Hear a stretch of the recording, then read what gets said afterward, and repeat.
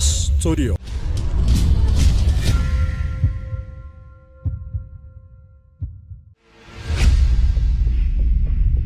Vaayirasiin koronaa kun vaayirasii hamaadha.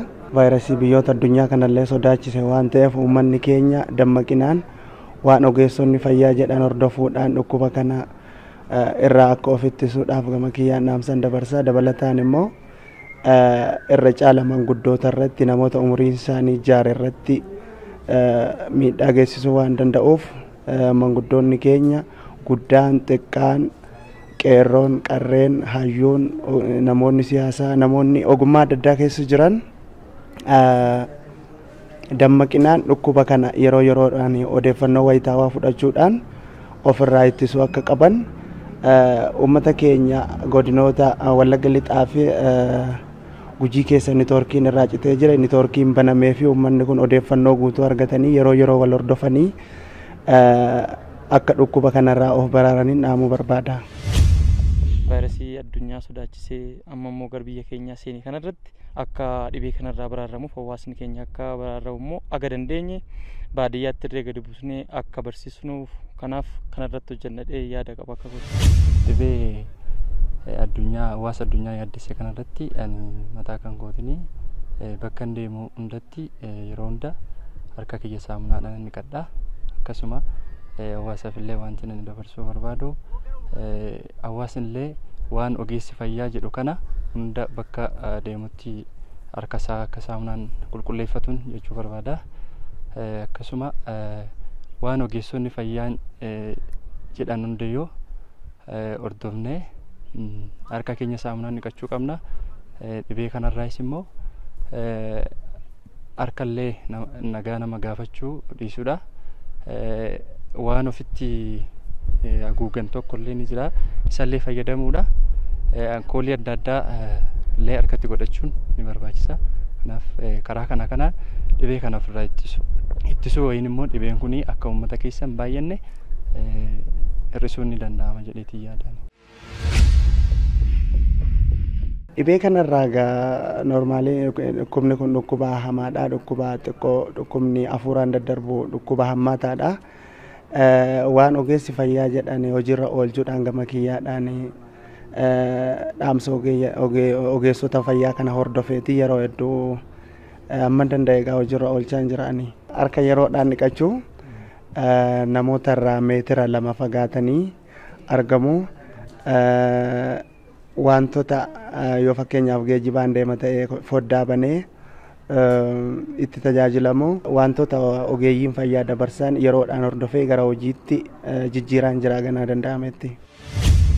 An yeroo mara bakka hin deemu hundatti harka koo saamunaan dhiqadhee of eeggannoo adda addaa godhee bakkoota hawaasni irratti baay'atan irraa of qusadhee gorsoota ogeessonni fayyaa jedhan irree hordofee akka dhibee kanarraa baraaramuuf.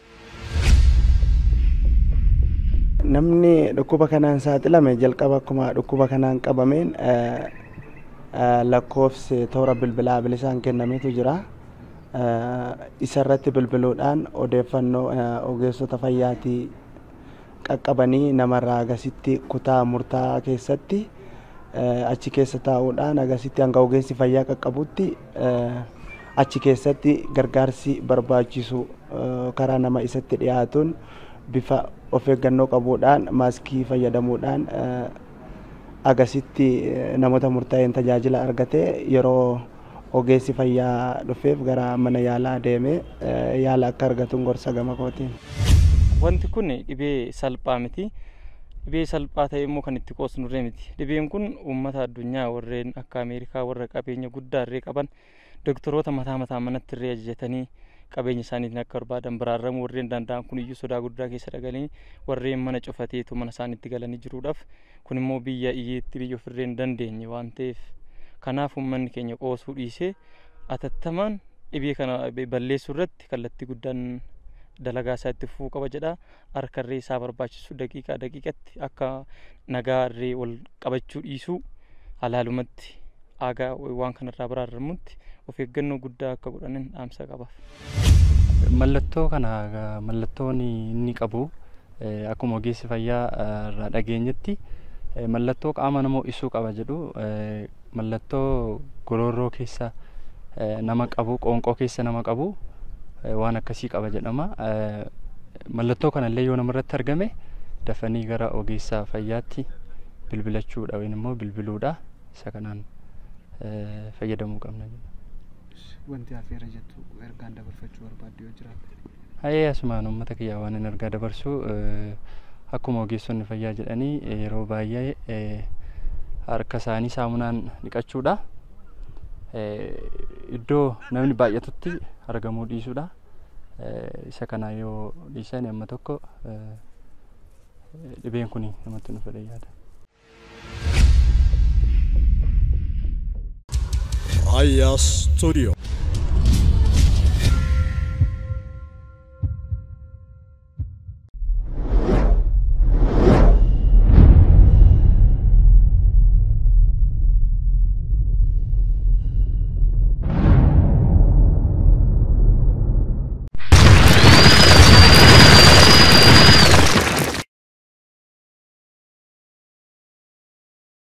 Ashama akkam jirtu daawwattoota keenya jaallatamoo kabajamoo kun kan daawwachaa jirtan Walabummaa News Network. Akkuma beekamu Walabummaa News Network yeroo hundumaa hayyoota Oromoo fidee mari'achiisuudhaan haala Oromoof Oromiyaan keessa jirtu irratti furmaanni maali, rakkoon kun maali kan jedhuu fi addaan baasanii dhalootaaf biyyaaf waan uummanni hubatee irraa of eeggachuu qabuu fi waan uummanni immoo mirga isaa fi eenyummaa isaa irratti cimee akka qabsoo godhu namoota yeroo hedduu affeeraa turre. Har'as keessummaa jabaa qabsaa'aa mirga dhala namaa obbo Abdataa Uumaa isinii affeerree jirra. Obbo Abdataa Uumaa baga nagaan gara Walabummaa News Networkitti dhuftan. Isinis baga nagaa taatanii baga nagaan na eegdanii galatooma affeeruudhaafis. Hayyee galatooma. Egaa akkuma beekamu haalli biyyi keenya keessa jiru baay'ee ulfaataadha. Kanuma irratti marii xiqqoo gochuudhaaf isin affeere. Akkuma beekamu mootummaan Itoophiyaa filannoo yeroo waggaa darbee haala COVID-19 wal qabatee filannoon haa darbu jedhanii dabarsanii turanii. Filannoo sanaa paartiin siyaasaa otoo irratti hin mari'atin, otoo murtoon waloo hin kennamin, murtoo nama dhuunfaa yookaan immoo paartii dhuunfaa, paartiin sunis PP'n barreen gaddaa ijaarame kana paartii kanaan darbee ture jechuudha. Isa kanaafi filannoo marsaa jaaffaa ammayyuu hin geggeessina kan jedhan mootummaan ofiin jedhu Dr. Abiy Ahmad filannoo kana geggeessuudhaaf deemaa jiru. Kana keessatti filannoo marsaa jaaffaa jedhu. Marsaan jaaffaa inni jedhamu kun isa bara Haayile Sillaasee irraa lakkaa'aniiti moo isa bara Dargii irraa lakkaa'aniiti moo isa bara Wayyaanee irraa lakkaa'aniiti isa jedhu kana keessatti akkasiin tuqxaniin barbaada. Maaliif yoo kan filannoon kan bara Wayyaanee ta'e Wayyaanee waggaa 27 hin saamee, hin ajjeesee, hin buqqisee jedhanii mormaa turaniiru, mormaas turreerra. Garuu filannoo marsaa jaaffaa inni jedhamu kun instituushinii Wayyaaneen ofii isheetii ijaarte sana qabatanii marsaa jaaffaadha yeroo jedhan Wayyaanee dhaqanii Maqalee irratti xiyyaaraan lolanii biyyoota ollaa itti kadhatanii hamma beelessanii biyya sana keessatti xiyyaaraan rukutanii dhabamsiisaa jiranitti jiru. Yaadumti isaanii kun marsaa jaaffaadha yeroo jedhanii waliin dhiitu. Gama tokkoon seerri Wayyaaneen baastee biyya kana diigee sabaaf sablammii wanni jedhamu hin jiru. Sabaa kan jedhu Dr. Abiy dubbachaa jira. Gama tokkoon immoo filannoo marsaa jaaffaa isa jedhu immoo instituushinii bara 1992 ijaarame sanarra dhaabbataniitu marsaa jaaffaa jedhanii lakkaa'anii hojjechaa jiru. Tarii akka haaraatti waan develop godhanii instituushinii isaan ijaaranii isa sanarraa adda yeroo qabu aangoon isaan harka jira dinagdeen isaan harka jira amma ammaatti waggaa 3 guutuu instituushinii haaraa kanallee ijaarreerraa isuma wayyaanee san keessaallee kana haqneerraa kan ammoo hin haqne jedhanii amma ammaatti wanni ifa ta'e hin jiru. Filannoon kun maal isinitti fakkaata kan jedhu irratti yaada keessan nu kennaa obbo Abdata. Hedduu ulfaadhu waa'ee filannoo kana yeroo adda addaa yeroo dheeraa irraa dubbachaa turre filannoo jechuun hiika qaba. Biyyi tokko yookaan namni tokko waan lama yookaan waan sadi waan afur waan tokko ol ta'e keessaa waan filatudha jechuudha filannoon. Akka jaarmiyaa siyaasaatti yoo fudhanne jaarmiyaa siyaasaa jiran 4-5 haa ta'anii 10 haa ta'anii kana keessaa uummanni kan poolisiin isaanii ta'eef bulchiinsi isaanii gaarii ta'a jedhe keessaa filata jechuudha filannoo jechuun isa kan. Filannoon biyya sana keessatti aadeffatamee fi fudhatame garuu filannoo humnaati. Yoo jaalattee kaardii kana iddoo isaan barbaadan kaa'uu qabda. Yoo ta'uu baate immoo du'allee sitti murteessanii ajjeesaa turanii ajjeesuu kunoo ittuma jiru ammasi. Kanaafuu filannoon maqaa isaa beeku malee jarri kun filannoon hiika isaa maal akka inni ta'e mirga akkamii akka namni filatu kun qabu inni filchiisullee mirga akkamii akka qabu hin beekan. Hin beekanii qofa otoo hin taane otoo arganillee ija isaanii qabatanii karaatti garuma aangootti dhufan. Aangootti dhufuun biyya sanaa hiika qaba isaaniif.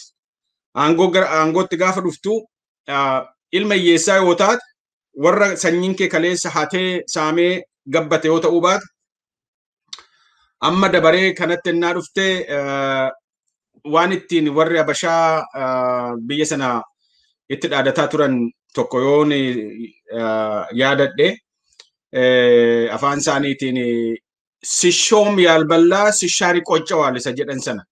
Isa akkasii kana namni filatamuudhaaf gaggabu kun sanyii isaa gabbisuu, hiriyoota isaa gabbisuu, dubartoota seera alatti illee sirnaan kan fuudhe alatti egaa kun aadaa godhatanii warra aangoo qaban kuni maallaqaan mooksanii dubartoota kana bakkoota adda addaa kakkaa'uun dubartoota gaaf tokko gaafa lama beekan illee bakka adda addaatti dinagdeedhaan gabbisuu mana viillaa bitanii kennuu fi yookaan ijaarsisuu isa kaan hiyyeessa keessaa ari'atanii warreen akkasii kana kaawwachuun aadaa isaaniiti inni kun egaa. Kanaaf gara aangoo kanaatti ija babaasu wanti bade haa badu malee wanti dhume haa dhumu lubbuun bade haa badu qabeenyi barbadaa'u seenaan biyya sanaa gara barbaadetti haa deemu dhaloonnumti duubaanitti dhufu kan isaan ilmoon isaaniiyyuu ibidda seentee gubattellee isaaniif dhimma isaanii miti warri kun warra akka kanaati filannoodha jedhanii waan addunyaan jettu waan beekaniif kan odeessu malee filannoon isaaniif hiikni isaa ittiin gabbachuu ittiin jiraachuu ittiin du'a namarratti murteessu ittiin nama dararu qabeenya isaarra nama buqqisu aangoo akkasii sana barbaadu isa kanaaf waa'ee filannoo odeessu. Egaa uumama filannoo kanaa isaan kan biyya sana keessatti uumame irraa yoo fudhanne TPLF kaleessa marsaalee adda addaa kan geggeessite keessattis waanuma akkas fakkaatu. Korojoodhuma uummanni keessa iddoo kaardiin ni bubuuse kanallee saamanii nama ajjeesanii irraa fudhataniit yookaan immoo maallaqaan bitaniit waan akkasiitiin aangoo kanarra waggaa 27 turan. Si'a 5 jedhama gaa. Si'a 5 filannoon geggeeffame jedhee seenaadhaan galmaa'e. Garuu si'uma tokkoyyuu biyyattii keessatti sirnaan wanti geggeeffame sirnaan kan fedhu namni filate uumamee hin beeku hin jiru. Gara atseewwaniis yoo dhaqxe gara mangistuus yoo dhaqxe TPLF silaayyuu kan nuti argine warreen kun takkaa filannoodha wanti jedhamu biyyattii maappiin ishii Itoophiyaa jedhamtee uumamte kana keessatti filannoon takkaa filannoon sirnaa filannoon uummanni kan barbaadu filatu kan dubbatee dubbiinsa dhagaamuuf yoo kaayyuu immoo waan jajjabaataa tokko gaaffiidhuma jabaataa tokko yoo gaafatillee halkan deebi'ee mana isaatti galee buluu kan hin dandeenye halkanuma kan ajjeesan yookaan immoo qabanii gara buusan dhabamsiisu ajjeesanii bishaanitti darbuu haa ta'u bineensatti kennuu haa ta'u kana kanatti dhabame hedduudha. Kanaaf egaa waa'een filannoo TPLF geggeessaa tures waanuma akkasii kana ture isuma sana develop godhanii isaan kun illee itti jiru. kan nama ajaa'ibuu fi namni sirriitti irra deebi'ee ilaaluu qabu tokko silaa waa warra kanaa waan irraa baay'ee ilaalan hin jiru miidhaa maaliitiif Waaqayyo akka fidee uummata biyyattii sanaarra warra kana kaa'e ani hin beeku. Kan nama ajaa'ibuu fi nama gaddisiisu keessaa filannoo marsaa ja'affaa geggeessinaa jedhu. Marsaa ja'affaa. Marsaa ja'affaa jechuun isa marsaa shanaffaatti illee warra amanee seeraa fi heera filannoon marsaa shanaffaa suni qabutti amanee itti bulee irraa fudhatee isa kanallee geggeessu jecha. Marsaa shanaffaa miti arfaffaanis akkuma kana ture jechuudha. Sadaffaanis lammaffaanis tokkoffaanis wanti kuni seerri sun ammallee dhufee as jira marsaa ja'affaa keessa jecha. Marsaa ja'affaa kana seeruma kaleessa TPLF heeruma kaleessa TPLF ittiin turteeni filannoo isa marsaa ja'affaa jedhanii of waaman. Of hin beekan jarri kun of hin beekan of hin argani. Addunyaan waan fakkaattu sin argani. Bitaa mirga isaanii wanti itti mul'atu aangoodhuma nama jedhu kanaaf ija babaasuu irraa kan hafe wanta takkitti waan isaanitti mul'atu waan hin jirreef hiika isaayyuu adda baasanii hin beekani kan hin jedhuuf isa kanaaf. Hiikuma filannoo kanaayyuu adda baasanii hin beekani. Otoo beekanii silaa marsaa ja'affaa fi shanaffaan walitti dhufeenya hin qabu. Maaliif walitti dhufeenya hin qabu yoo jettee amma jijjiiramni ta'e jijjiirama hundeetii jedhu jijjiirama hundeetu ta'e TPLF fi warra booda kana maqaa PP jedhee ofitti moggaase. Amma TPLF fi PP waan jedhamu qofaatu jijjiirame malee seerri kaleessa lafa taa'e. Even federalism systemiin kaleessa lafa taa'e 1992 lafa taa'e. Yookaan immoo barreeffamee akka seera biyya sanaatti lafa jira jedhamu kun. Tokkoon isaa wanti jijjiirame jiru ammatti. Garuu isaan amma qarreerra kan jiran jijjiiruuf gaafa mirga isaatti argatan mirga gaafa filannoo isaa jedhamu kana labsatan ganama isaa akka isaan labsan shakkiin qabuani. Section 39 yookaan immoo keeyyanni 39ffaa mirga hiree murteeffannaa jedhamu suni ganama isaa kaasu amma qarreerra jiru. Federalism wanti jedhamu ganama isaa kaasu ammayyuu jarri qarreerra jiru. Kana biraa kana hafe immoo waa'een filannoo kuni namni kun nugusa ta'uudha kan inni barbaadu filannoon kun isuma ja'affaa maqaa waamu malee kana booda filannoon jiraachuuf hin jiraatu. Kana amantas dhiistus warri kun achiin ga'aniif malee kaayyoon isaanii filannoodha wanti jedhamu kana booda hin jiraatu.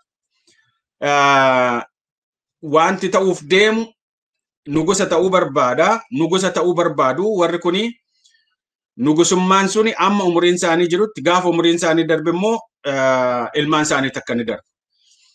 Maalii fi maal ragaa maalii qabda kanaaf yoo jette hojiin isaan hojjetanii fi oduun manni odeessu abjuun nabjootu abjuu namni abjootee fi haadha koon abjoote jedhu kanallee dabalatee atseewwan waggaa meeqa dura dhuman illee ekeraa isaanii ol kaasee ganama dhaqeetti sagadee qalbiin isaanii kana siin jedha ekeraan isaanii kana siin jedha jedhanii qeesonni isa jala ta'an sun itti himan kana fudhatee waanuma atseewwan sun itti himan sana jedhee fudhatee ittiin waan jiruuf nugusa ta'uu atsee sana ta'uudha kan inni barbaadu namni kuni yookaan gartuun kuni walumaa galatti jechaadha.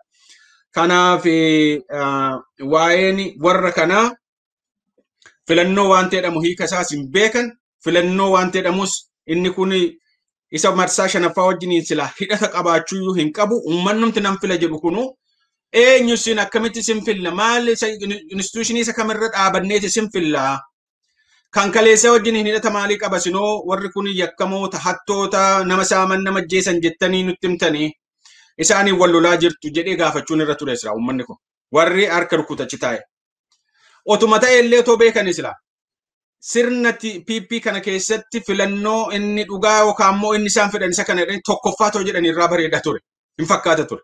Ja'affaa jecha warra shanaffaa geggeesse wajjiniin immoo wal fixaa wal ajjeesaa yakkamtoota hattoota jechaanii filannoota ja'affaan geggeessa gaafa jedhu nama surree miila tokkotti keewwatee miila tokko karaan tokko immoo qullaa fakkaatu jedhu. Jarri kun qullaa deemaa jiru silattuu seenaan qabanii seeran qabanii. Kan marsaa shanaffaa fi TPLF sana keessattis warri korojoo hataa ture, warri nama jeesaa ture, warri ilmaan Oromoo akka fardaatti luugamanii yaabbatanii irra ta'anii TPLFin gochaa sana akka raawwatamu kan godhes warruma kana. Warruma kana kan gaaf sana saamee gabbatanii har'a Finfinnee magaalli Finfinnee fi bakkoonni adda addaa qabeenya warra kanaati. Maqaa isaanii birayyuu darbee maqaa saree isaaniiti. Maqaa saree birayyuu darbee maqaa dubartoota dhiifama naa godhe jecha kanaaf maqaa dubartoota isaanii bakkoota adda addaa keewwataniitiin ijaaran dubartii gaaf tokko arganiin manni bitamee kennameef meeqatu jira Finfinnee kana keessa. Isarraa kan hafe maallaqni kun fooqii yookaan immoo gamoo isaan keessa jiraatan kana jalatti manni tokkoonsa lafa jala qaba. Lafa jalaa qabaa. Lafa sana jalatti yookaan bakka namni itti hidhamu yookaan bakka maallaqni itti hatamee achitti kuufamu ture. Maallaqa kanasuma gaafa jijjiiramni kun ta'uu biyya keessan ture bakka adda addaatti jooniyaatti fe'anii makiinaa adda addaatiin fe'anii otoo wajjiniin rakkatanii bakka adda addaatti faanallee qabamaa bakka adda addaatti namni illee uummanni illee irraa fudhachaa akka ture oduun dhaga'amaa ture jechaadha. Jooniyaatti fe'anii wajjiniin rakkataa ture. So warri kun egaa warra akka kanaati har'a nama haaraa nama qulqulluu nama mirga dhala namaa beeku nama namaaf gaddu nama biyya ijaaru nama dhaloota ijaaru kana fakkeessanii nama dimokiraasii beeku of fakkeessaniitu nuti badhaadhina hawwii namaa ilaalu beeku hawwii namaa kana ilaalanii badhaadhina jechuun gabbachuudha sooromuudha hiyyummaa keessaa bahu kana se'a namni jarri kun garuu iyyummaa warra fidu faallaasaa lafarraa nama buqqisu qabeenya isaarraa buqqisanii akkuma kaleessaa san nama barbaadaniif hundee isaaniitiif fira isaaniitiif warra kennu amma woota akkalee fudhattee nama 270 oliif hiriyootaa fi fira isaatii fi kondominiyeemii Finfinnee keessatti kennisiisee fi kennameef jecha. Intalli ishiin kunis Adaanechi jedhamtu kunis akkuma kana hojjetaa jirti. Warri kun tokkoon isaanii Shimallisoo fudhatte warra beeku hiriyoonni isaa toona fi maatii isaarraa hunda dabalatee jecha warra isaanii tumsu kun hundi manni kondominiyeemiin kun kennameefii jira. Warri kun warra filannoos beekuu miti. Hiikasaas hin beekan filannichas hin beekanii filannoon kun hidhatayyuu qabaachuun irra hin turre. Agaani waa'ee filannoo kana warra waa dubbachuu barbaachisa waan baay'ee irraa jettu waan baay'ee irraa dubbatu kanuman siin jedha. Galatoma obbo Abdataa egaa akkuma walumaa galatti TPLF maqaa TPLF jedhu lolaa jiru malee hojiin isaan hojjechaa turan kan TPLF waggaa 27 hojjechaa turte garuu maqaadhuma sana TPLF isa jedhamu sana dhaga'uu akka isaan hin barbaanne wanni mul'achaa jiru. Egaa haaluma kana wal qabatee amma waa'eedhuma haala Dr. Abiy dubbate kanarratti waani goona mari'annaa jechuudha. Mee fakkeenyaaf filannoo kana mo'anneerraa jedhee dubbateera walgahii irratti. Filannoo kana mo'anneerra yeroo inni jedhee wal sagaleen isaa nama kan engadda bahaa jiru kuni akka mo'annee akka shakkiin tokko hin jiru jedhee kan inni dubbachaa jiru sagaleen isaa sooshaal miidiyaa irra naanna'aa jira. Filannoo kana mo'anneerra jechuun isaanii dhuguma filannoo geggeeffameetu mo'anii moo hawwii isaan qaban hawwii inni qabu hin mo'anna jechuu barbaadeetudha yookaan immoo abjuu inni abjootu sana abjuu gara duraatti maatiin isaa itti waan jechaa turan sana dubbachuu barbaade kan jedhuufi yoo filannoo kana boordiin filannoo otoo hin beekin otoo dhaqee namni taajjabdoon hin lakkaa'in walgahii irratti mo'anneerra jechuun namni yoo hidhame mana hidhaati gadhiifamee otoo balbala gadi hin bahin kan inni qabamee hidhamaa jiru. Manni murtii bilisa jedha inni isaan immoo hin qabsiisu jechuudha. Filannoon kunis akkuma kanaati jechuudha. Already warri filannoo boordii jedhaman kunis ajajuma isaanii jala jiru malee waan isaan gochuu fiduu danda'an hin jiru. Jalqabumarraa kaasanii ibsachaa jiru. Kana booddee yoo hin moonee fi mo'uu dhabuun isaanii eenyutu irraa bahee dubbachuudhaa deemu. Mo'aniiru ofiidhaafuu Prime Ministeriin mooneerraa jedheera. Namni isaa olii namni lakkii ati moone jechuu ni danda'u boordiin filannoo ni jira. Hin jiru. Isa dura maaltu ilaaluun feesisa sitti fakkaate boordii filannoo waan jedhamu kuni waan feekii wayii boordii filannoo shiraan xaxamee fi fedha ofiitiin iddoo barbaadanitti ajajuu bakka barbaadan kaa'uu danda'an uumame duruma isaayyuu. Uumamni boordii filannoo dhaabota siyaasaatu uummatatu bakka buufata. Dhaabota siyaasaa uummata kan bakka bu'e dhaaba siyaasaati. Dhaabni siyaasaa sun uummata bakka bu'ee boordii filannoo kana yes nama fairly nu geggeessuu danda'udha. Dhugaa biyyattii sanaa eegee filannoo kana haqaaf kan geggeessuu danda'u jedhee silaa irratti amanuu qaba warri dhaabota siyaasaa dorgommii kanatti hirmaachuuf deeman. Garuu warri gareen tokko yoo boordii filannoo kana uume fakkeenyaa fudhannu amma yoo kafaa'oon yoo kaabaa'oon dhaabni kun tokkoonsaa boordii filannoo kana anatu uume fudhadhaa jedhe PP'n hin fudhattu. Amma garuu PP'n uumteet Abiy faa uumaniitu fudhadhaa jedhaniin uummata dhaabota siyaasaatiinis uummataanis nuti isinii tolchineerraa isinii xaxxafnee tolchineerraa fudhadhaa jedhaniin jechaadha. Inni kun achitti jallata. Hin fudhannuu jechuun akkuma kafaa'oo fi baa'oon haqni hin jiru boordiin filannoo jedhamu kunis haqarraa fagoo jira. Kanaafuu hojiin hojjetamus hojii haqaa miti. Dhiibamnee waajjirri keenya cufamee dorgomtoonni keenya warra filannootti dhiyaatan hidhamanii deeggartoonni hundi hidhamanii ilmaan Oromoo akka jirutti namni 100,000 hedduudhaan lakkaa'amu mana hidhaa keessatti dararamaa jira. Inni kaan ajjeefamaa jira. Inni kaan biyyarraa ari'amaa jira. Jedhanii akkuma isaan didanii otoo uummannis lakki haqni jallateera. Uumamnumti boordii filannoo kanaayyuu haqarraa kan goredha jedhee uummannis dideera ta'e gaarii ture. Uummatichi mirga akkasiis hin qabu.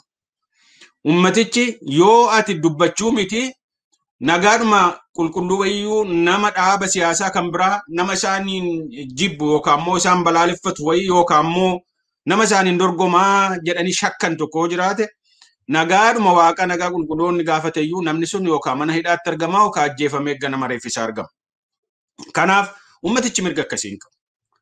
Jallinni filannoo sana iddoo sanarraa ka'e. Kanaayyuu laaleetu dhaabni siyaasaa filannoo kana keessaa lakki filannoo akkana jallate seenaa xuraawaa kan seenaa yakkamaa kan dhalootatti darbu kan akka malee dhaloota madeessu nama madeessu kana keessatti hirmaannu jedhanii keessaa ba'an. Keessaa ba'an otoo hin taane irratti cufan already. Isaan madhiibee baase jechaadha. Isaan garuu akka isaan akkuma artificial or akkamiin jedha waanuma ashangullitti wayii ta'anii achuma ta'anii harka rukutaniif paarlaamaa sana keessatti marcuma nama tokko fa'iif kennanii achuma ta'anii Oromoo irratti akka murtii murteessan ennaa isaan Oromoo irratti murtii murteessan ennaa isaan sabaaf sablammii irratti murtii murteessan akka harka rukutaniif barbaadanii ture. Lakkii nuti warra harka namaa rukutuu danda'u miti. Nama dirri keenya gateettiin keenya madaadha. Dhibeen saba kanaa uleen saba kana irratti nurratti bu'ee nu quuqeera. Kana booda hin dandeenyu waan dhufe fudhannaa jedhee dhaabonni kun dide. Gaariidha.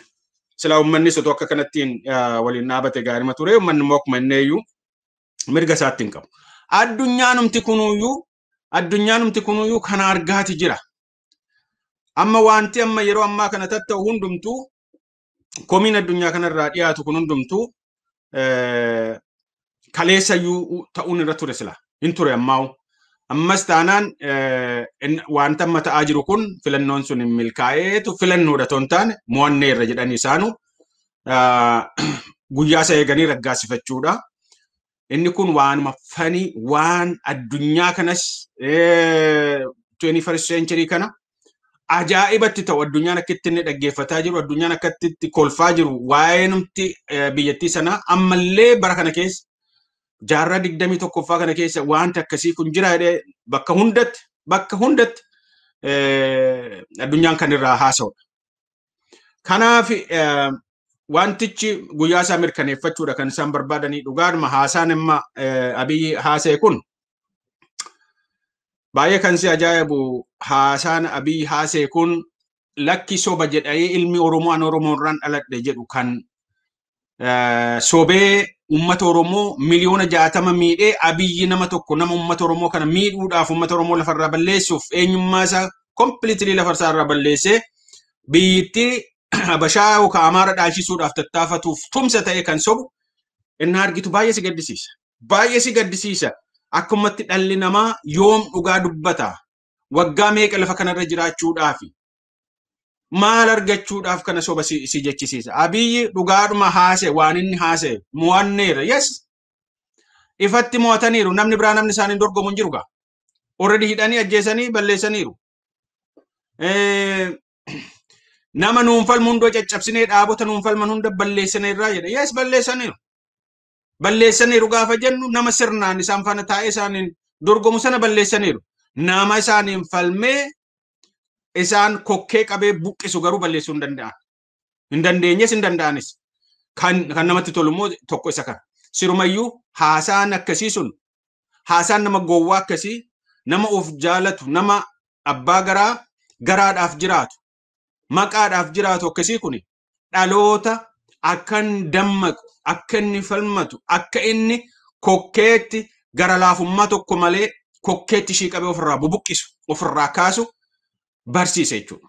Mee dhugaadhuma haa dubbannu namni kuni namni nan argu paarlaamaa sana keessa homtuu namni biraa namni oromummaan isa quuqu hin jiru yookaan immoo teknooloojiin baraa kun galee homaa nan godhu jechuurraati haase. Kanaa ol haaseera namni kun. Kanaa ol waan baay'ee haaseera. Garuu namni kan hin argatiin jira kan guyyaan gadi baasu hedduun jiraachuu mala. Kanaafuu waan inni jedhu sun ilaalcha isaatti sirriidha. Mo'annee irraa kanarra wanti nuti tuqu hin jiru. Nugusa taana forever gaafa duunillee akkuma kun gorsituu isaa kan akka Isaayyaas. Isaayyaasiin har'a waan Isaayyaas jedhedha kan namni kun godhu biyya Eertiraa keessatti filannoon hin jiru, paarlaamaan hin jiru, konstitushiniin biyyi sun ittiin bulu hin jiru. Namuma tokkotu ajjeesuus, hidhuus, murteessuus waan barbaade kan godhu. Nugusti sunillee kaabinoota adda addaa of jalaa qabaa jiru. Warri nugusa warri royal family isaan jedhan sun. Isaayyaas garuu of jalaan qabu. Abiyyi exactly isa sanadha kan inni godhuuf deemu. Abiyyi kanuma godhuuf deemu. Warri har'a achi taa'ee harka rukutu. Warri jaarmiyaa kamuu haa ta'u warri safaan achi gara aangootti dhiyaachuudhaaf tattaafatu. Yoo namichi kun waggaa lama waggaa tokko biyya sanarra ture biyyattiin waan ishiin taatu maal jedhe namni sun naan jetta gaaf tokko walitti deebine. So namni kun seexanatu seexanni inni jedhan kun waan ishiin fakkaattu argee hin beeku ani seexanni sun kana jedhee tanan fudhadhaan seexanni akkas fakkaatti jedhee fudhachaa hin jira amma. Galatooma obbo Abdataa egaa akkuma beekamu Dr. Abiy waan baay'ee haasa'ee fakkeenyaa fi waggaa 10 fi anatu Itoophiyaa bulchaa du'ee tan bada malee aangoo gadi hin gallakkisu yookaan immoo aangoo gadi dhiisu kan jedhu walgahii sana irratti dubbate. Walgahii sana gubbaa irratti fakkeenyaa fi kan inni haasa'ee gareen koo tarkaanfii fudhachuu eegalaniiru yookaan immoo tarkaanfii fudhachaa jiru jedhe. Kana keessatti tarkaanfii fudhachaa jiru yeroo inni jedhu kana keessatti namoota nu fuuldura dhaabbatanii yookaan immoo paartii siyaasaa fi namoota jajjaboo ta'an irratti akka isaan tarkaanfii fudhatanidha kan inni achi keessatti ibsu. Kanaaf fakkeenyaaf warra akka Haacaaluu Hundeessaa fa'aa garee Dr. Abiy haala inni amma ibse kanaanii kan tarkaanfii irratti fudhatan nama isaan fuuldura dhaabbate akkatti dhabamsiisan achirratti dubbataniiru. Jeneraal Saaree fa'aa akkasumatti warra kana warra akka Ambaachoo fa'aa garee kootu tarkaanfii fudhachaa jira jedheera. Namoota biyya sana keessatti namni du'ee argama. Mana hidhaatii namni baasamee ajjeefamaa jira. Mana murtiitii silallee kaaseen jira. Mana murtiitii namni gadhiifamee otoo mana hin gahiin hidhamaa jira.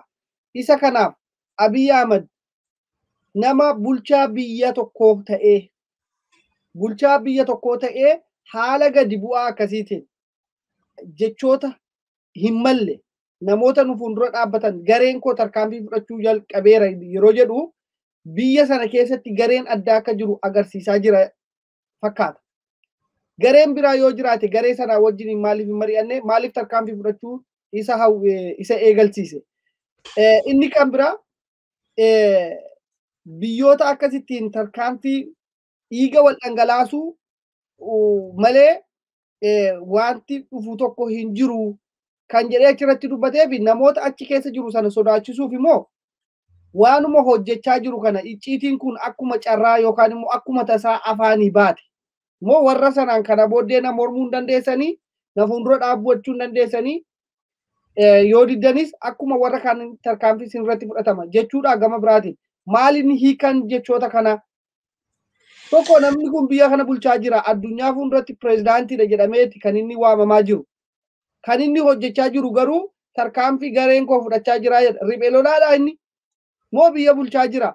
Namoota isaa waliin walgahii sana irratti hirmaatan paartii isaanii namoota achi keessaa tarii aangoo irraa fudhachuu danda'a. Yaada koo na fuuldura dhaabbachuu danda'a. Doorsisuu barbaadaniiti moo ejjennoodhuma isaaniitti akka kanadha. Ilaa maal seete obboleessa kiyya haasaan gadi bu'aan akkasii nama gadi bu'aarraa uumama dhufa. Namni haasaa akkasii biyya tokko hin geggeessaa fakkeenyan ta'a dhalootaaf. Haasaan ani haasa'u dhalootaaf fakkeenya haa ta'u yookaan immoo warra kana dura darban irraallee isaanillee akka haasaan koo kaleessaa miidhaa dadanii akka of qeeqan akka isaanii dhaloota barsiisan godha jedhameetu silaa namni akkasii afaan inni ittiin haasa'u haasaaleen inni haasa'u haasaa xiqqooshii akka nama barsiisuu akka nama biyya tokko hoogganuutti biyya kana keessa ummanni gara meeqatu jira sabaaf sablammiin 85 oltu jira populationiinsa amma inni guddatu kan argine kunis laa isarraa bara waan tokkorraa bara waan jedhamu nama kana fakkaatu miti namni kun nama achuma keessa gareen isa wajjiniin jiru kun nama dhaloonni irraa waa baru hin jiru yoo ta'e nama soba baru warra kanarraa soba baru ajjechaadhuma caaluu irratti fakkeenya fudhachuu dandeessa. Dubartiin har'a Finfinnee bulchiiti jedhamtee Aaddee Adaanech jedhamtee waamamtu kun obboleessa ishii irratti dhiiga ishii irratti haasaa ishiin haasoftu akkana jedhanii itti manii waan ishiin haasoftu na argitu keessaa dubartiidha. Dubartiin xiqqoo ishee gara laafummaa dhiiraa olitti haadha waan taateef gara laafummaa qabaachuun irra ture sila. Maalaa ta'uuf eessa ga'uuf mee dhaloota ishiin nama ilmoo qabdu yoo taatan hin beeku nama fira qabdu yookaan namummaa namti ishiitu akkamtutti dhagahama maaltutti dhagahama gaafa kana sobdu si jechisiisa. Eenyu namni hin sobne Abiyyi mataan isaa isa kana qofaa miti haasaa kana qofaa miti bira waltajjii tokko irratti waa meeqa haasaa waltajjii sana irratti goota of fakkeesseetu nama akka sangaa bookkisa. Garuu gootummaan waan inni ta'e hin beeku. Gootummaan nama ajjeesuu miti. Gootummaan biyya barbadeessuu biyya balleessuu miti. Qabeenya namaa gubuu miti. Sobuu miti gootummaan. Gootummaan uummata barsiisuu, dhaloota of hordofsiisuu danda'u, dhaloonni akka isa jaalatu gochuu, beekumsa ofii dhalootaaf dabarsuudha beekummaan. Beekumsi. Kanarraa nama ajjeesuun beekumsa miti. Warri kuni hundumtuu mee warra isaanii of jala naqan kan akka kaabinoota isaanii dabballoota isaanii kan akka Taayyee kana fudhadhuuti Shimallis kana fudhadhuuti hunduma isaanii fudhatu. Namni dhugaa dubbatu maaltu achi keessa jira? Nama sobaan guutame nama mana barumsaa sobaa wayii keessaa gadi yaa'e fakkaatu hundi isaanii innaa laaltu. Nama dhugaan dubbachuun dugda duuba irraa isaan irraa achi galagale mana barumsaa dhugaan soba jedhee faallaa dhugaa isaan barsiise wayii keessa waan gadi yaa'anii eebbifaman fakkaatu hundi isaanii. Kanaafuu namni kun amma achi taa'ee waltajjii sana irratti bookkisee dhaadatee nama humnaan cafaqee sin bulcha jedhu of fakkeessuun kun amala Abashaati. Nama kana Abashummaasaa nama kana dhiigni Abashaa ispiriitiin Abashummaa yookaan Amaaraa kun keessatti hojjechuu kanatti argitu kanarraa argita. Isaan maaliin haasaadhuma isaanii keessatti lolli tokko yookaan immoo kan lolaan hiikamerra kan afaaniin hiikame siin jedhu kan afaaniin bookkisuudhaan loluudhaan waree kafattaa'u xoor kafattaa'u waree fattaa'u oduun kan hiike jechuudha. Warra kana keessaa gadi dhufe namni kun warra kana keessatti guddate namni kun ilaalcha warra kanaati kan inni qabu. Ekeraan isaanii illee suma kana ganama dhaqee itti sagadaa akka nama dhaqee waa reeffatu dhaqee itti reeffata wanni isaanii siidaa ekeraachi tuttuule sanatti jedhanii itti kolfaa yeroo silaayu namni kun isa sanatu bookkisanii amma lubbuun keessa jirtutti akkuma ittiin bookkisu isaan amala isaaniiti. Kanaaf nama kana nan sodaachisa si'a. nama kana inni akkumatti akka fanjii wayii ija isaa keessa darbatamee dho'ee nama waan godhu isatti fakkaata. Garuu miti. Namni kun biyya kana balleessaa jira. Dhaloota balleessaa jira. Warra isa jala taa'ee isaaf dibbee rukutu, harka rukutu, harki luqqa'ee birootu harka deebanii. Warri kunillee ofii isaanii qofaa miti. Ilmoon isaaniitu gaaffii hamaa keessa. Dhiigni isaaniitu gaaffii hamaa keessa seenamaa jira. Maaliif? Dhiiga namaa balleessaa jiru, ilmoo namaa balleessaa jiru, ilmi kee bosona jira, ilmi kee nuunfalmaa, ilmi kee kaleessa kana dubbateedhanii abbaa ajjeesuun, haadha ajjeesuun, obboleettii ajjeesuun, intala isaa ajjeesuun, gudeeduun waan jiruufi inni dhaloonni dhufu kun gochaan isaan nama barsiisaa jiran kun akkuma kana abbaan kee kanaan dura akkasittiin na ajjeesee, obboleessa koo ajjeesee, haadha koo ajjeeseedhee gara kanatti deemuuf ta'a jechaadha. Kana dhaloota barsiisaa jiru jarri. Kun immoo waan hin oolle. Maal jedhe naan jedhe? Waan hin oolle. Salphinni kun garuu isaaniif hin galle. Abbaan fedhe ilmoon isaan dhalchan. Ayallaatti miti ibidda manatti kaanii ibiddaatti hoo gubatte dhimma isaanii miti. Isaan aangoo kanumaaf fiigu malee waan tokkittiifuu waan wanneedhu hin jiru. Kanaafuu dhaadannoon kun caccabseen sun bulchaa sabbaa keessanii jechuu fakkaata. Garuu isa qofaa miti hunduma isaanii dhaadata bara. Isa qofaa miti beera amma Shimallis waan inni haasa'u argitee ta'e. Dhaabota siyaasaa caccabsine irraa warra maqaa itti moggaasanii maqaa kennanii fi maqaa barbaadan kennanii fi ittiin uummata kana gowwoomsan shanee jedhanii juuntaa jedhanii maqaa waanuma barbaadan uumuu beeku taa'ee nama tokkotti abjootee akkana hojjenne akkam uummatichi akka jennee fudhachiifna waan jedhamuun gadi ba'anii uummata kana fudhachiisuudhaaf tattaafatu uummatichi hin fudhatu. Uummatichi isa kaleessaa miti. Uummatichi barateera. Uummatichi dammaqeera. Har'a nama isa dammaqsuutu isa keessa jira. Warra qawwee qabatee loluu qofaa miti beeku woboon kun barumsa namaa kennaa jiru. Dhaloota barsiisaa jiru. Haqni eessa akka jiru, dhugaan eessa akka jiru warra barsiisu woboon kun. Mee haala gaa amma irraa mari'achaa jirru kana keessatti waa'ee filannoo kana gubbaarratti walgahiin eeggadda geggeeffame walgahii kanarratti icciitiiwwan achi keessatti isaan shira isaan uummata irratti yaadan fakkeenyaa fi paartii fi aktivistoota hundayyuu akkaataa itti laamsessan achi keessatti dubbateera. Biyyi tokko biyyi morkataa hin qabne yookaan immoo paartiin morkataa tokko hin qabne biyyi akka biyyaatitti maal oomishuu danda'a? Oomishni jenereeshiniitti darbu maalidha isa jedhuu fi biyyoota qaroomanii fi biyyoota immoo akka hiyyummaa keessatti hafan. Fakkeenyaaf akka biyya Chaadii, fakkeenyaaf akka biyya Liibiyaa. Liibiyaan amma fakkeenyaaf waggaa 40 guutuu nama tokkotu bulchaa ture. Biyyi sun paartii tokko qabaachaa turte. Amma biyyi sun maalirraa akka isheen jirtu addunyaadhaaf ifa galaadha. Fakkeenyaaf biyyoota hedduu fudhachuu dandeenya Afrikaa keessaa. Isa kanaaf maaltu oomishamuu danda'a? Jenereeshiniin itti aanu akkam ta'uu danda'a? Morkataan qabu, aktiivistiin qabu isa jedhu irratti hawwii kana maaliif hawwani?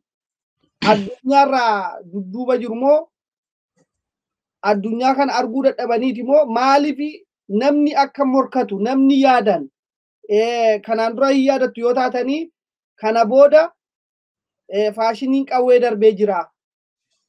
Yaadaan wal mormina, yaadaan wal injifanna, iskiriiptoodhaan lola jedhee paarlaamaa irratti dubbatee ture.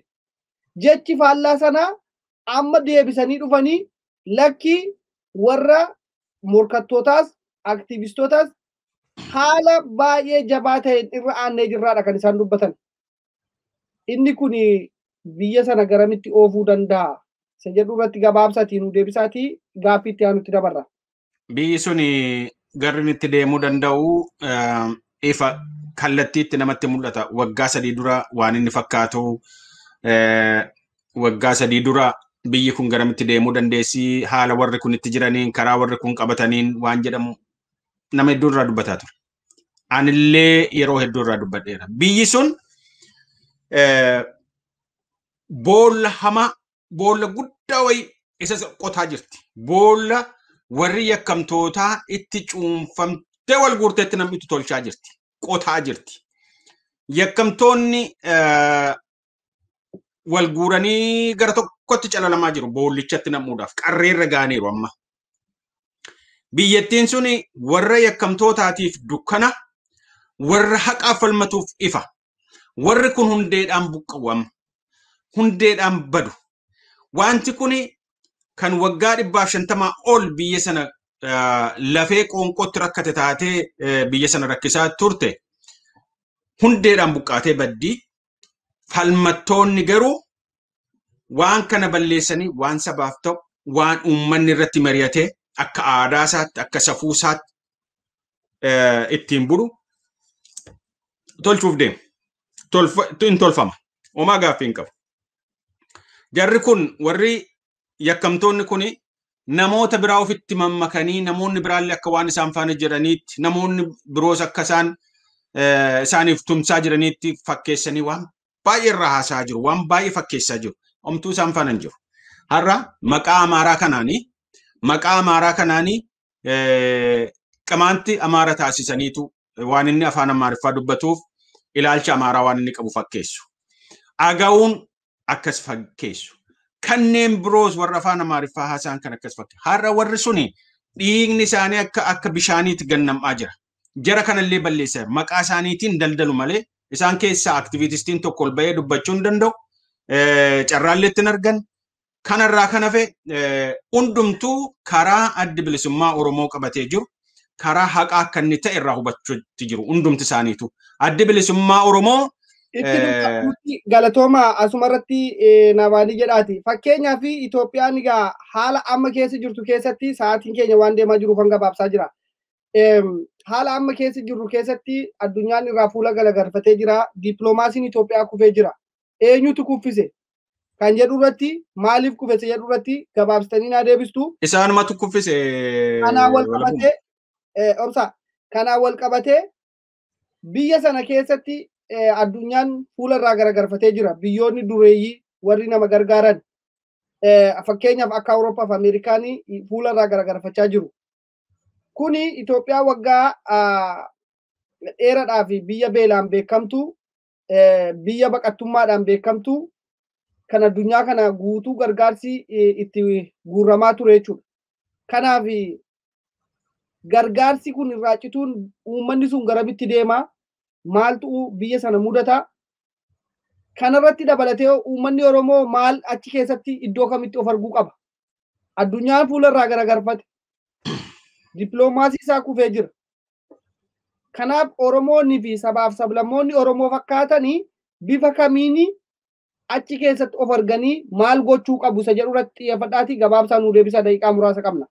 Gabaabaadhumatti waan jechuu barbaadu dhimma kana biyyattii sana kan kuffise jara kana isaanumatu kuffise in kuffistuu balleessaa jirtuu otoo jedhee namni iyyuuti jarri kun fuudhanii ayyalaan galletti naqan boolluma ammas hin jedhu sanatti naqanii isaanumatu kuffise soba isaanii dadhabe addunyaan akkuma nuti dadhabne addunyaanis hin dadhabe yakka isaanii ajjeesanii boo'uu isaanii hidhanii nama abbaa hidheeyyuun beekamu jechuu isaanii kana hundaa'u addunyaan hin dadhabe deebi'ee akkuma nu mooksan addunyaa mooksuu waan yaalaniif addunyaan amma irratti dammaqee addunyaan kamu har'a baluun nu tumsaa baluun nu faana jira waan isaan jedhan hundumtuu warra isaan kaleessa wajjiniin of fakkeessanii itti rigaman hundumtuu waan akkasii keessaa baanee irraa harka fudhannee irra jechaa ni jiru. Namni tokko ittiin warra kana faana jirtu hin jiru.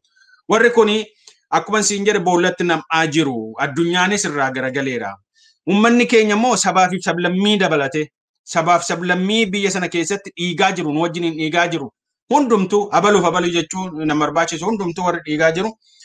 Akkuma addunyaan inni guddichi kaleessa miiliyoona meeqa baajeta baasee fi gargaaraa ture harka isaa irraa fuudhe warri kun hin quufanii quufata akkan isaan godhe maallaqni nuti itti kenninu qawwee ittiin bitanii itti nama akka ajjeesan isaan godhe irree baasanii kanaafuu irraa fuudhuu qabna jedhanii irraa kutan. Uummanni keenyas qotee fidee kenneefiitu ofii isaati girdii isaa nyaateet callaa isaa fidee isaanii kennaa jira. Kana dhaabuu qaba. Qotee bulaan keenya Finfinnee irra waan inni barbaadu hin jiru. Zayitii inni isaan irraa barbaadu sun dhadhaayyuu qaban maal gochii zayitii isaan irraa bita. Soogidda waan inni isaan irraa barbaada dhufuuf hin jiru. Qabeenya isaa irraa kutachuu qaba. Inni illee akkuma jara addunyaa kanaa qoqqobbii irratti godhuu qaba. Qoqqobbii isa dhumaa qabeenya isaa irraa kutachuu, bishaan isaa irraa kutachuu, ibsaa isaa irraa kutachuu, midhaan fe'ee fideetti kennu sana irraa kutachuu kana qaba uummanni amma kanumatu isa eega. Kanarraa kan hafe afaaniin mooksaniitu dhufanii anasii jira jechaa boolla qotanii uummata awwaalaa jiru ilmoo isaa fuulduratti ajjeesanii kanumaayyuu irrumattuu immoo maa boochedhanillee caccabsanii kunoo waanuma dhiyaa Oromiyaatti arginu kana bakka hundattuu kan ta'aa jiru. Kanaafuu uummanni kun qoqqobbiin sun amma isarraa barbaadama. Qoqqobbiin sun ta'uu qaba. Atattamatti uummanni keenya kana godhuu qaba. Kana jira kana buqqisa. Addunyaan tokkitti waan hidhata kamuurraa kutu hidhata kamuu miti har'a humnaan illee itti deemaatu jira. Ollaa isaatti dhufee humna waraanaa irratti ijaaree humna waraanaa achi kaa'ee akka nama allaattii dhuftee ilmoo daanqoo keessaa funaantuu isaan funaanuuf gadi ta'a jechaadha. Yakkamtoota kana. Yakkamtoonni kun funaanamuu qabu. Kanumatti isaanii eegan siin jechuu barbaada. Galatoomi obbo Abdataa Omaa egaa haaluma amma jettan kanaan mee gara furmaatatti adeemnu. Waraanni bilisummaa Oromoo fi waraanni bilisummaa Oromoo yeroo ammaa kana keessatti waan addunyaan irratti qoqqobbii geggeessaa jiru kana argee Itoophiyaan dippiloomaasiirraan kufuusii argee uummata kanaa fi dagalee yookaan immoo wabii ta'uudhaan uummata Oromoodhaa fi sabaaf sablammii biyya sana keessa baraaruu irratti maal gochuu qabaa? Uummanni Oromoo inni bakkee kana keessa jiru fakkeenyaa fi amma ODF duula hiriira nagaa akkaataa itti biyyoota alaa kana keessatti geggeeffaman irratti ibsa kennaa jiru, mariinis godhamaa jira. Hawaasni biyyoota adda addaa keessaa dhimma kana gubbaa irratti furmaata kan addi bilisummaa Oromoo dhiyeesse mootummaa ce'umsaa suni kabajamuu qabaa, hojiitti hiikamuu qabaa kan jedhu KFO fi addi bilisummaa Oromoo waan akka furmaatatti lafa kaa'an sanatu jira. Hatattamatti wanti sun hojiitti hiikamuu qaba kan jedhan deemaa jira. Isa kanarratti uummanni maal gochuu qaba? Akka waraanatti waraanni maal gochuu qaba? Dinagdeedhaanis dippiloomaasiidhaanis hammam Oromoon jabaatee jira isa jedhu irratti yaada keessan nuu kenna. Hundeen inni calqabaa dhimma dippiloomaasii irraa yookaan uummanni addunyaa kanaa har'a sagaleen tokkittiin waa'ee yakka warri kun hojjetu ol kaatee dubbatamtu addunyaan kun fudhateetu dhimma itti ba'aa jira. Fudhateetu dhaggeeffataa jira har'a. Yeroo addunyaan gurraa itti qabechuudha. ODF qofaa miti dhalli Oromoo kamuu ani Oromoodha Oromummaan kun natti dhaga'ama jedhu gamtaa horatee gamtaadhaan akkuma amma karaa adda addaa ODF fi dhaabotiin yookaan immoo dameeleen mirga dhala namaatiif falman hundumtuu gamtaadhaan dhimma hiriira kana irratti dubbachaa jiran. Namni akka dhuunfaatti illee mana isaa keessatti illee maatii isaatti illee mari'achuu qaba, dubbachuu qaba. Maalan godhani saba kootiif jechuu danda'uu qaba. Waamichi ta'e sun karaa danda'ame hunda bakka jirrutti namni bakka jiru hunda yeroo kana Oromummaa isaatiif homaan goon yeroo kana Oromummaa isaatiif hin dubbanne kun Oromummaan isa haalamuudhuma qaba.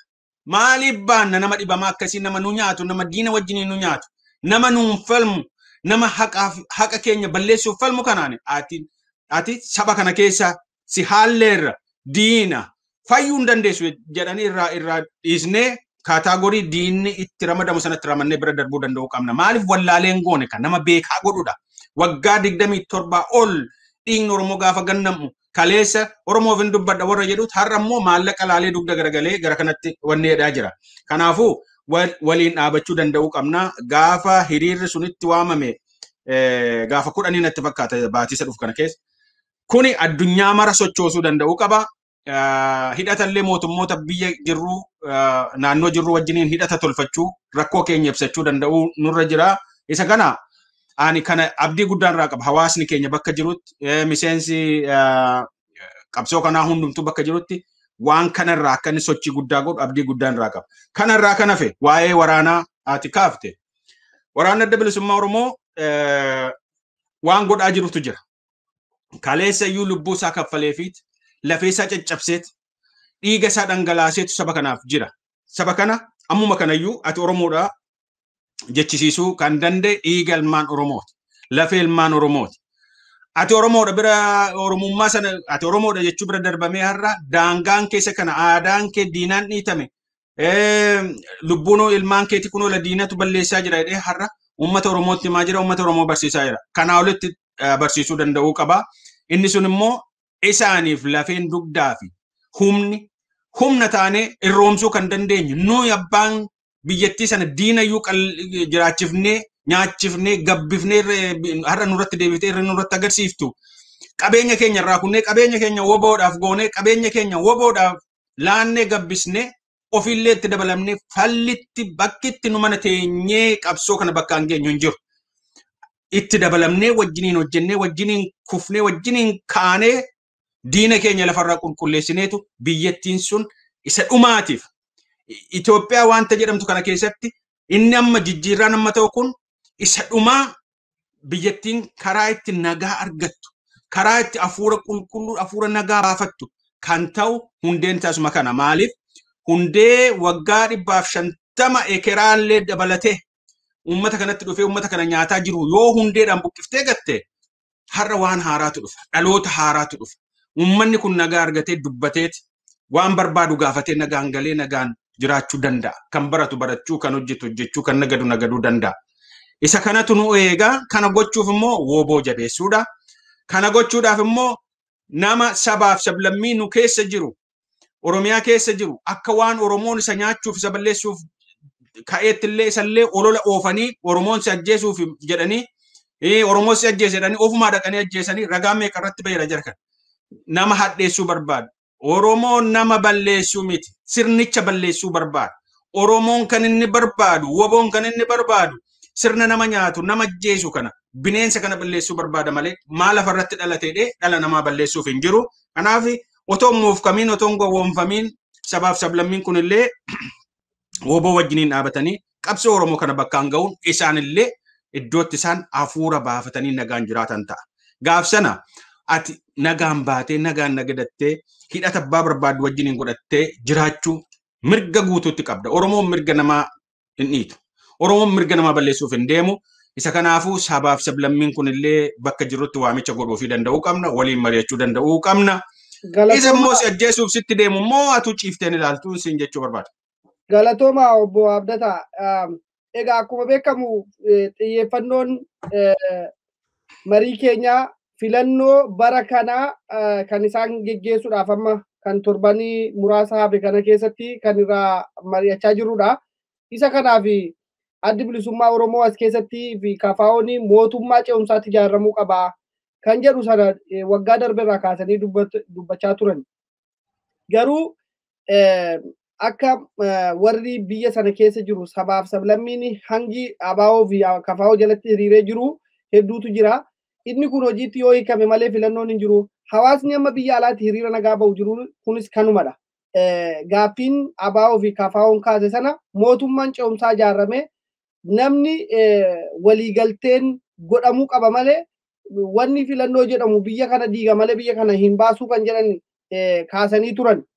Isa kanaaf dippiloomaasii kanatti fayyadamee akka addi bilisummaa Oromoo fi KFO'n haala amma addunyaan Itoophiyaa irraa fuula gargarfattee jirtu kan irratti uummata Oromoodhaaf kan biyya alaa fi kan biyya keessa jiran hiriira kana keessatti illee maal gochuu akka isaan qaban dhaadannooleen achirratti dhiyaachuu qabu. Fakkeenyaaf warri ODF akka isaan ibsanitti filannoon kun uummata Oromoo sabaa sablammiis bakka bu'u kan jedhu kaasanii jiru. Isa kanarratti waan dabalataa qabaattanii yaada keessan daqiiqaa 2 nuu kennaati asumarratti goolabna. Egaa dhaamsa qabdanis achumarraan uummata Oromoof dhaama. ODF dhugaadha waan inni jedhu waan adda bilisummaa Oromoo fi KFO'n jedhanidha. Filannoon kun uummata Oromoo bakka bu'u. Uummanni Oromoo nama isa bakka bu'u hin dhiyeeffachuu hin dandeenye mana hidhaa jiru gariin immoo ajjeefamaniiru.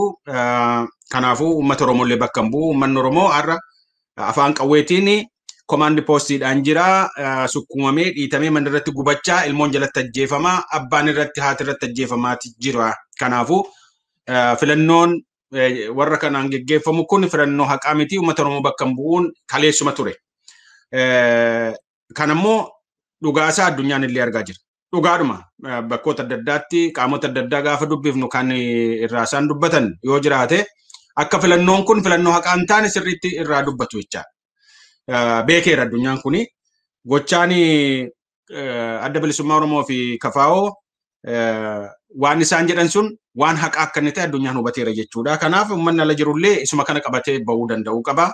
Uummata Oromoo bakka bu'u sabaaf sablammii bakka bu'u eenyutu irratti mari'ate akkamittiin geggeeffamuuf deema. Kanaafuu wanti sun waan feekii qofa otoo hin taane shiftaa yookaan immoo nama ajjeesuudhaaf namatti kakataa jiru kanatu kunoo aangoo qabatee nama ajjeesuudhaaf aangoon tolfadha jechaa jiradhani. Addunyaa beeksisuun isuma kanatu irraa eegama. Wanti mootummaa ce'umsaa ijaaramuu qabaa suni dhugaadhuma. Otoo mootummaan ce'umsaa kan sabicha mari'achiisu, kan sabicha wajjiniin rakkoosaa hiikuu danda'u, faana dubbachuu danda'u, kan ollaa isaa wajjiniin mari'achuu danda'u, gaafa haqni jallate, haqa maaliif jallate jedhee dubbachuu danda'u, nama haqa jallise tokko sirnaan ittiin gaafatu jiraate, otoo mootummaan ce'umsaa tokko jiraate, har'a biyyattii sana keessatti ajjeechaanii fi dararaan akkasii, beelli akkasii, gadadoon akkasii biyya sanatti hin seenu ture. Har'a abbaan qabu hundumtu Oromiyaan keessattuu abbaan qabdu. Oromiyaan Amaaraa bitamaa jirti warra Oromiyaa geggeessitu.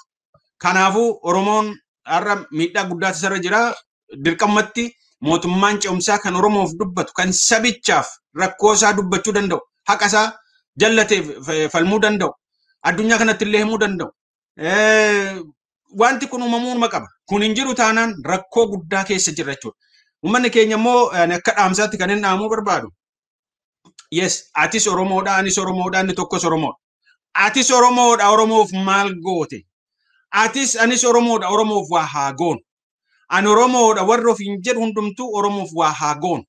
Ani Oromoo saba kanarraan dhaladhe, harma haadha Oromoo hodhee tanan guddadhe, dhiiga ishiitiinan guddadhe, dachee ishii irratti guddadhe warra jettu Oromoof waa godhe, Oromiyaaf waa godhe, Oromiyaan dhiigaa jirti. Asii garuu karaa adda addaa namoonni karaa koo yoo ta'e malee, ana malee, haqas akkasii anatu beeka, ati hin beektu, isa tokko tuffachuu wayii yoo jiraate warri kun gadadoodha qabsoo keenyaaf. Kana keessaa baanee hayyuun jirus kan wal dhabe walitti araarsu, hayyuun jiru kan dogoggore qajeelchuu danda'u. Kanarraa kan hafe garuu nama otoo arguu ayallaatti deemu immoo ayallaadhaas deebisanii ummaticha akka inni hammas ummaticha akka inni jeequ gochuurra achuma haa badu isa dhiisanii keessaa galuudha. Garuu sabaaf sablammiin addunyaa biyyattii Itoophiyaa keessa jedhamtu kun hedduun isaanii boo'aa jiru. Hedduu isaanii dubbisaa jirra. Ofitti qabnee waliin haa dhaabannu. Isaanillee ofitti waamaa, isaanillee walitti waamnee waliin waa gochuu danda'uudhuma qabnaa. Mootummaadha wanti jedhamu jiru shiftaa biyyattii sana bulchaa jira. Ani kanuman jedha uummanni Oromoo yeroon ishii yeroo bari'uu ga'eera.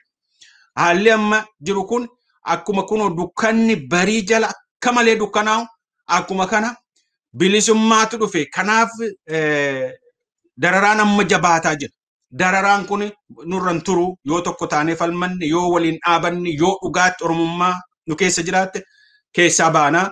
Waaqayyo immoo ilmaan jajjaboo kan qorra hin dadhabne, kan aduu hin dadhabne, kan beela hin dadhabne, dheebuu hin dadhabne kenneefiidha. Woboo warra kana wajjiniin dhaabachuu danda'uu qaba. Even sabaaf sablammiinuu woboo wajjiniin dhaabachuu qaba. Maaliif kan isa iyyuu tiksu, kan isaafuu mirga isaa falmu woboodha jechuun barbaade ani kanuman jedha ammaaf. Baay'ee galatoomadha, horaa bulaa deebanaadha. Egaa waan walabummaa News Network irratti dhuftanii yaada keessan nu qooddanii fi hedduu galatoomaa maqaa uummata Oromootiin isiniin jedha obbo Abdataa Uumaa. Galatoomaa isinillee saba kanaaf akka kanatti halkanii fi guyyaa dadhabnee otoo hin jedhiin hojjechuu keessanii fi dhugaatti galata qabdu. Ilmaan saba kanaa baga taatanii sabni kunillee isinitti gammadaa jechuun barbaada.